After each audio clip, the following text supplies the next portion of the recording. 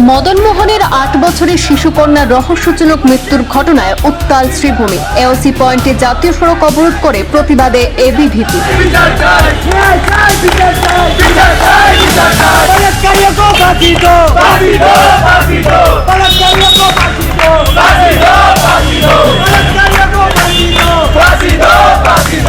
দ্রুত এবং নিরপেক্ষ তদন্ত, প্রকৃত ঘটনা উদ্ঘাটন এবং তদন্তে দোষী প্রমাণিত ব্যক্তিদের বিরুদ্ধে কঠোর আইনানুগ ব্যবস্থা নেওয়ার দাবিতে চলে বিক্ষোভ।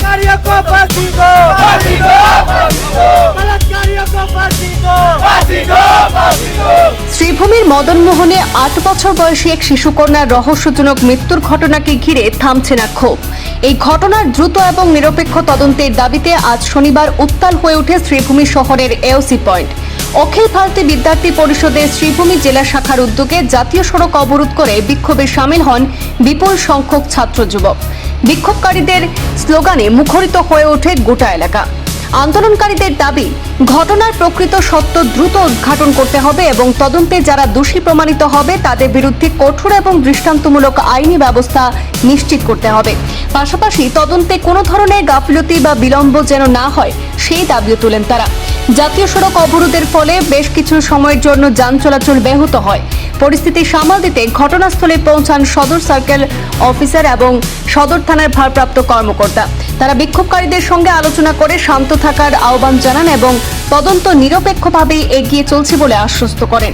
উল্লেখ্য, দুদিন আগে শ্রীভূমির মদনমোহন এলাকায় ৮ বছর বয়সী এক শিশুকন্যার মৃত্যুকে কেন্দ্র করে ব্যাপক চাঞ্চল্যের সৃষ্টি হয়। পরিবারের পক্ষ থেকে অভিযোগ করা হয়েছে শিশুটির উপর যৌন নির্যাতনের পর তাকে হত্যা করা হয়েছে। আর এই অভিযোগের ভিত্তিতে জাকির আলম তালুকদার নামের এক ব্যক্তিকে স্থানীয় বাসিন্দারা আটক করে পুলিশের হাতে তুলে দেন। অভিযোগের সত্যতা যাচাই করে পুলিশ তদন্ত চালিয়ে যাচ্ছে। আজ সদর সার্কেলের সার্কেল অফিসার এবং সদর থানার ওসি বিক্ষোভকারীদের উদ্দেশ্যে জানান, ময়না তদন্তের রিপোর্ট এবং ফরেনসিক পরীক্ষার ফলাফল পাওয়ার পরে মৃত্যুর প্রকৃত কারণ এবং অভিযোগের সত্যতা সম্পর্কে স্পষ্ট ধারণা পাওয়া যাবে।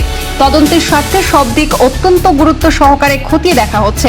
তদন্তে যে দোষী প্রমাণিত হোক না কেন তার বিরুদ্ধে আইন অনুযায়ী কঠোর ব্যবস্থা নেওয়া হবে বলে জানিয়েছেন ঊর্ধ্বতন কর্তৃপক্ষ। শহরে কয়েকদিন পর পর যে দর্শনের বিষয়টা উঠে আসছে, তো কয়েকদিন আগে আমাদের মদনমোহন এলাকায় একজন ৮ বছরের শিশুকে দর্শন করে হত্যা করা হয়েছে। তারপর আমরা দেখছি দুর্লভছড়ায় একটা মেয়েকে ধরে অপহরণ করার চেষ্টা হয়েছে। সেখানে মানুষ ছিল বলে ওই আমাদের বোনটা বেঁচে গেছে। তো এইসব আর কতদিন? আজকে ওদের সাথে হচ্ছে, কালকে আমাদের সাথে হবে। আমাদের মা বোন কি সেভ আছে?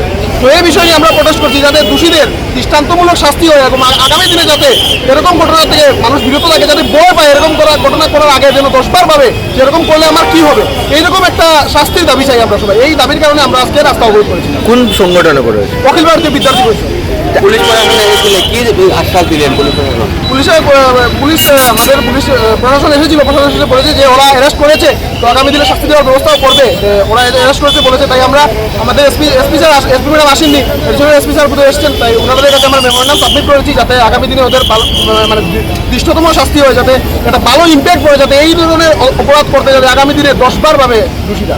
আমাদের সরকার আছে, সরকারের সাথে আমাদের সাংগঠনিকভাবে কোনো সম্পর্ক কিন্তু নেই।